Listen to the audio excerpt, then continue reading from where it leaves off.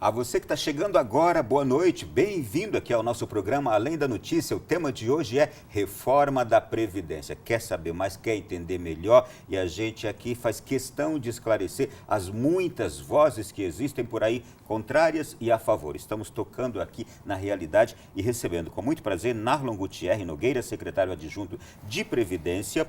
Ele já foi diretor do Departamento dos Regimes de Previdência no Serviço Público do Ministério da Previdência Social e atualmente ocupa o cargo de subsecretário dos regimes próprios da Previdência Social da Secretaria de Previdência do Ministério da Fazenda. Narlon, eu quero fazer aquela pergunta que está todo mundo comentando. É verdade que a reforma da Previdência prioriza os mais ricos? Por que eu faço essa? Porque sempre é feita aos membros do governo que estão defendendo a reforma e ela precisa ser sempre respondida. Sim, exatamente. Falamos que um dos objetivos da reforma é você construir um sistema que seja sustentável e mais equilibrado. O outro objetivo é que nós tenhamos um sistema mais justo, né? O nosso sistema de previdência social hoje é um sistema que, de certa forma, ele não reduz, mas ele aumenta desigualdades, no sentido de que aqueles que têm rendas mais elevadas, que têm uma situação mais estável de trabalho, eles acabam tendo aposentadorias muito maiores do que o restante da população. Não vamos aqui dizer que o esforço não será exigido de todos, né? Temos que ser transparentes e claros. O esforço será exigido de todos, mas o esforço será muito maior daqueles que são mais ricos. E a desigualdade dentro do sistema de previdência social, ela será muito reduzida. Em que sentido? No sentido das alíquotas de contribuição que são cobradas, né? Hoje, os servidores públicos, por exemplo, da União, todos pagam uma alíquota de contribuição de 11%, independente da remuneração. Nós vamos instituir alíquotas progressivas. Então, aqueles que têm remuneração mais baixa vão ter alíquotas menores, e é exemplo também do regime geral de previdência social. Quem ganha hoje um salário mínimo que paga 8% vai ter essa alíquota reduzida para 7,5%, uma pequena redução. Em algumas faixas também, mais acima, essa alíquota vai ser reduzida. Mas para as remunerações mais elevadas, aqueles que ganham acima do teto do regime geral do INSS, que são os R$ 5.839, nós vamos ter alíquotas que vão chegar até uma alíquota efetiva para quem tem altos salários no serviço público, né, acima de R$ 39 mil, que é o teto da remuneração do serviço público, próxima de 17%. Né? Então, você cobra de quem ganha ali no salário mínimo em torno de 7,5%, para quem ganha lá no teto do serviço público, quase 17%. É um fator de redução de desigualdade. Outro fator de redução de desigualdade é em relação ao benefício que será pago, né?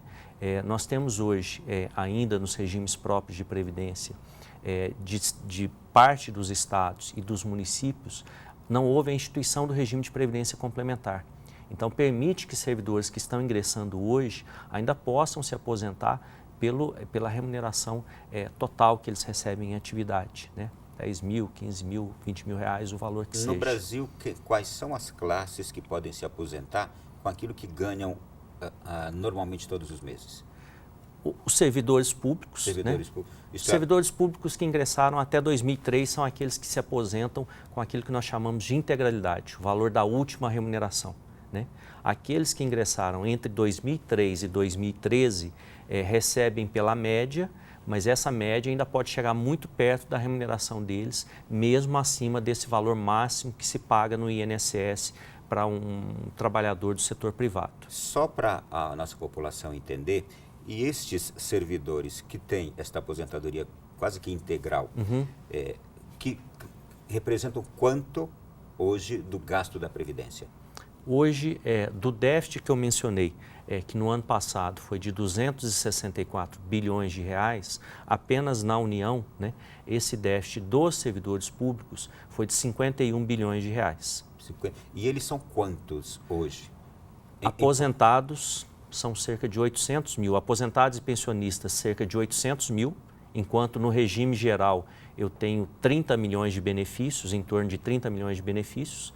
Então, arredondando os números, eu diria quase 1 milhão de aposentados e pensionistas no Serviço Público Federal e 30 milhões no regime geral de previdência social. Realmente é um grande desequilíbrio, não é? Exatamente. A maioria da massa dos aposentados ganha ali o equivalente a um salário mínimo, é isso? Exatamente. Quase 2/3, né, 62% aproximadamente, dos aposentados do regime geral ganham um salário mínimo. Mais de 80% ganham até 2 salários mínimos. E nós temos também o déficit do regime de previdência de estados e municípios da ordem de 90 bilhões de reais. Eu diria aqui o seguinte, é uma questão de honestidade. Olhando para esses números aqui e olhando para a nossa população brasileira, dizer que analisando a proposta de reforma, neste aspecto que nós estamos tratando agora, ele é muito correto em aplicar as alíquotas devidas e realmente não é o pobre que vai ser o mais sacrificado, não é? Mas o pobre ele vai ter a sua contribuição nessa reforma, Exatamente. mas a pessoa que ganha mais, eu estou falando agora o pobre, estou falando, e o rico que eu falo, eu não falei rico, mas o outro, que não é o pobre, mas este aqui do funcionalismo público, e esses que têm aposentadorias integrais ou semi-integrais, estes vão arcar com uma contribuição muito maior, uma alíquota muito maior, do que as pessoas pobres. Todavia, é importante dizer, realmente, eles são tidos e são realmente, pelo que a gente vê, uma classe de privilegiados. O sistema permite desigualdades grandes. E não né? é culpa deles, isso veio. Exatamente. Eu sou um servidor público. Não é culpa sua. Exatamente. Eu tenho um amigo que ele me disse aqui, eu tenho 2 aposentadorias, Ronaldo, praticamente integrais. Ele falou, eu realmente me sinto um privilegiado e sei que isso precisa mudar. Porque eu olho para o meu país, vejo realmente não é justo que eu tenha a aposentadoria que eu tenho e que milhões de pessoas recebam apenas um salário mínimo. Então, é muito correto, é muito coerente, é muito honesto reconhecer que esta proposta, nesse aspecto aqui, ela está realmente visando um melhor equilíbrio de uma situação que não é culpa de ninguém, nem do funcionário público. Né? Isso. E para complementar, um outro aspecto, né, para nós não dizermos que é apenas a questão dos servidores públicos, mas também dentro do regime geral, nós temos uma situação de desigualdade hoje, porque o Brasil é um dos poucos países do mundo que tem uma aposentadoria apenas por tempo de contribuição, sem exigir uma idade mínima. Isso ocorre no nosso regime geral de previdência social. Se permite que uma mulher que tenha 30 anos de contribuição ou um homem que tenha 35 anos de contribuição se aposente sem idade mínima. E quem são esses que se aposentam com idades mais baixas? Na faixa de 54 anos, uma mulher, 57 anos, um homem. São aqueles que têm remunerações mais altas, salários mais altos, empregos mais estáveis também no setor privado. Porque aquele mais pobre do setor privado, que tem uma dificuldade de contribuir ao longo da sua vida, ele vai se aposentar apenas por idade. Então, a população mais pobre já se aposenta hoje muito próximo daquilo que está sendo proposto pelo governo. Né? O que está sendo proposto? Uma idade mínima de 65 anos para o homem, de 62 anos para a mulher. Essa população mais pobre, o homem mais pobre, ele já se aposenta hoje, em média, com 65 anos e meio. Deixa eu dar um exemplo para o senhor. O meu pai, 10, quase 15 anos atrás, se aposentou com 65 anos. Exatamente. Então, realmente, já se aposenta assim hoje. A proposta do governo é qual? A proposta do governo é de 65 anos para o homem, 62 anos para a mulher. Então, deixa de existir a aposentadoria apenas por tempo de contribuição. Idade mínima será exigida de todos. E a resistência hoje que há contra essa reforma é por parte, então, daqueles que o senhor acaba de mencionar, que se aposentam hoje com 50 e poucos anos, antes dos 60, é isso. A resistência maior é desses. Exatamente. E há se traz alguns argumentos, né, que confundem um pouco a população em relação à compreensão daquilo que está sendo proposto. Né? A gente percebe uma tentativa de confusão, porque tem coisas que são coerentes, tem coisas que a gente precisa ser honesto com a proposta do governo, embora tenha outras que a gente vai questionar. Por exemplo, e já pergunto, aproveito e já pergunto para o senhor, como é que essa questão aqui, o valor do BPC menor que um salário mínimo, é baseado em quê? Como é que é feito esse cálculo?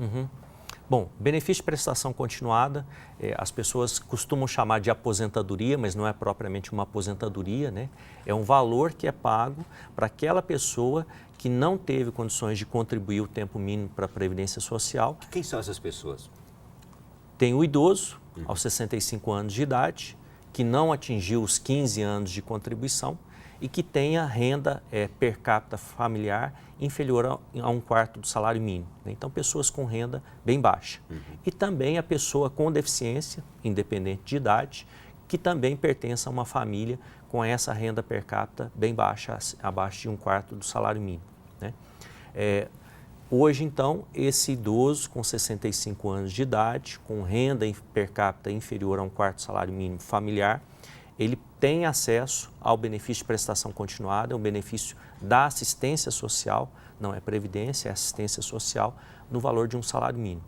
A proposta que foi encaminhada foi no sentido de permitir que essas pessoas que têm essa renda mais baixa, né, que são enquadradas no chamado critério de miserabilidade, ao invés delas terem que aguardar até os 65 anos para receberem um benefício, elas possam receber 5 anos antes, a partir dos 60 anos. E aí houve uma alteração no valor. O valor passaria a ser de não mais de um salário mínimo, mas de R$400, dos 60 aos 69 anos, e com 70 anos, aí a pessoa receberia um salário mínimo, né? Essa proposta ela é muito polêmica. No Congresso Nacional, os deputados, senadores disseram que realmente essa parte não passa, não é? E realmente, meu pai me ligou do Nordeste, mas que história é essa? A aposentadoria de um salário vai cair para 400, porque todo mundo já começa a divulgar de forma errada também, o entendimento errado da situação. Então, essa proposta realmente, ela assusta e ela é muito bem utilizada por aqueles contrários à reforma, né? Sabemos, é uma proposta. Então, é preciso compreender, se antecipa em 5 anos o recebimento e se altera o valor. O recebimento integral de um salário mínimo seria 5 anos mais tarde, aos 70 anos de idade. Mas o governo vai debater essa proposta com o Congresso, né? Tudo aquilo que foi encaminhado passa pela decisão do Congresso Nacional e o governo vai debater esse ponto com o Congresso Nacional. Eu quero pedir ao senhor que nos fale de outro ponto. Há uma proposta diferente para o cidadão das cidades grandes, dos grandes centros, e aqueles da zona rural, aqueles do campo, lá da roça? Hoje já existe um tratamento diferenciado para o trabalhador rural, né? O trabalhador rural ele se aposenta 5 anos mais cedo, né? Então, hoje, aqueles que se aposentam por idade, trabalhadores urbanos, a idade é de 65 anos para o homem, 62 anos para a mulher. Está sendo alterado da mulher de 60 para 62, né? Hoje 65 e 60. O trabalhador rural, ele se aposenta 5 anos antes. 60 anos para o homem, 55 anos para a mulher. Na proposta, todas as aposentadorias chamadas especiais, que têm um tratamento diferenciado, elas igualam a idade do homem e da mulher. A idade diferenciada, ela permanece apenas na regra geral, 65 e 62. Nas chamadas especiais, aquelas que têm algum tratamento diferenciado, professor, trabalhador rural e outras, a idade é igualada.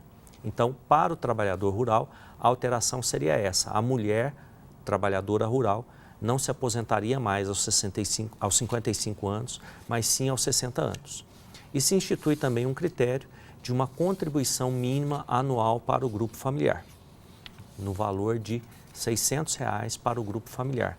Ou seja, para todas aquelas pessoas da família do trabalhador rural, elas vão ter que contribuir ao longo do ano um valor de pelo menos R$ 600. Isso equivale a R$ 50 por mês para uma família. Se eu tiver uma família de 5 pessoas, R$ 10 por mês para aquela família, para ter direito a um auxílio-doença, para ter direito a uma aposentadoria, a uma pensão por morte. Nós estamos falando sobre a reforma da Previdência. Eu tenho aqui, mas vou deixar para o último bloco, já uma entrevista do presidente da Comissão da Reforma, que hoje aconteceu mais uma audiência pública aqui em Brasília, e ele traz alguns dados sobre alguns pontos, inclusive, que o senhor acaba de falar. Por exemplo, sobre os professores, o BPC, mas daqui a pouquinho a gente toca nesse assunto e você também vai poder participar dentro de instantes aqui na sequência do programa, mandando sua questão, que vou receber aqui e repassá-la ao secretário adjunto de Previdência que está aqui conosco hoje. Intervalo e voltamos já.